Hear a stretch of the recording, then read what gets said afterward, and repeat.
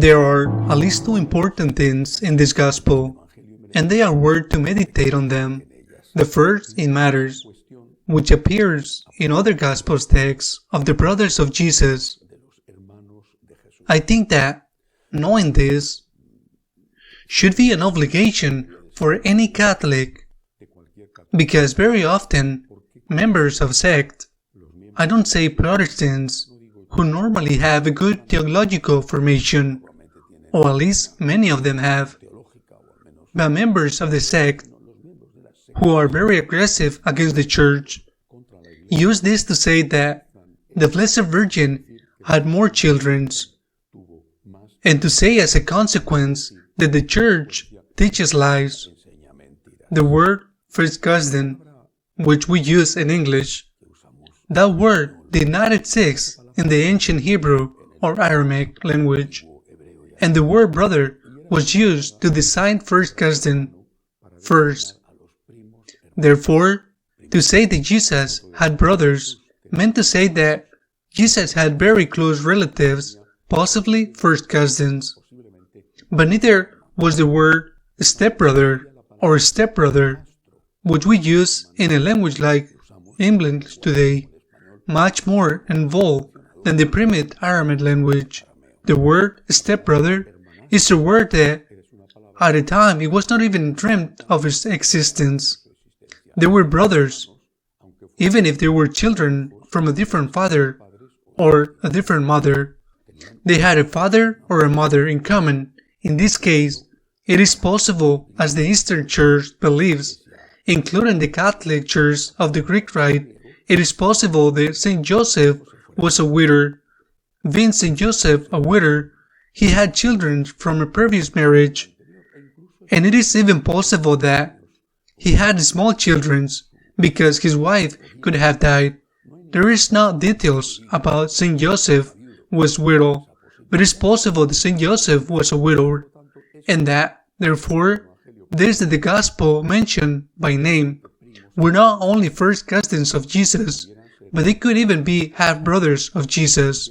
In any case, for anyone first cousin or half-brother, the word used was the word brother. There is even something else. If Jesus had brothers, and even more, if he had sisters, it is possible, absolutely possible, that the Virgin Mary could have been entrusted to care to Saint John, the Evangelist, as the Lord did on the cross, because it was an obligation, not an avoided. It was a precept that was cause of scandal of the fulfilled, and it was a cause of the fierce criticism by the inhabitants of the village.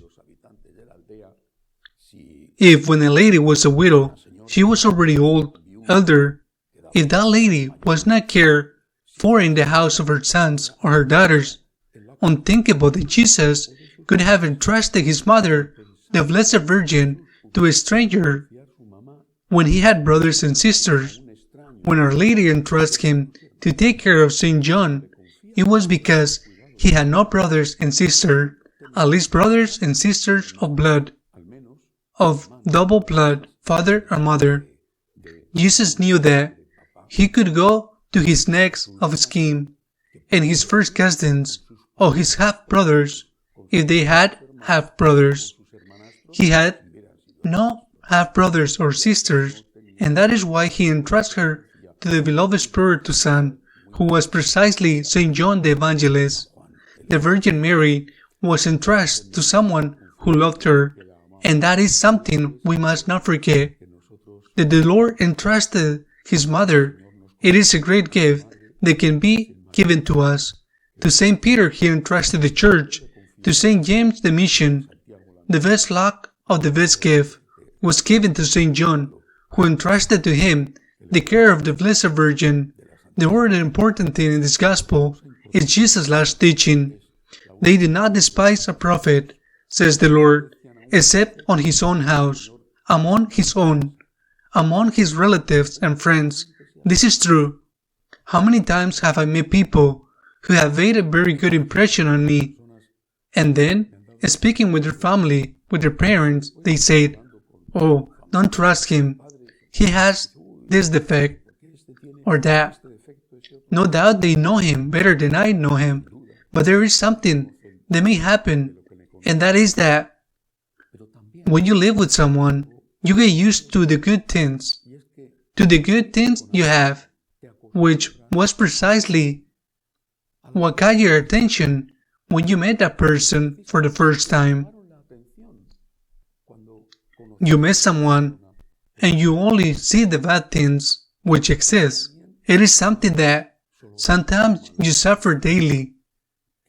But when you met that person, you did not see the bad things, or did you not give them so much importance, and instead you saw the positive things he had, which also exist, and you also enjoy every day. This, possibly, is something that happens to all of us, and this ruins relationships.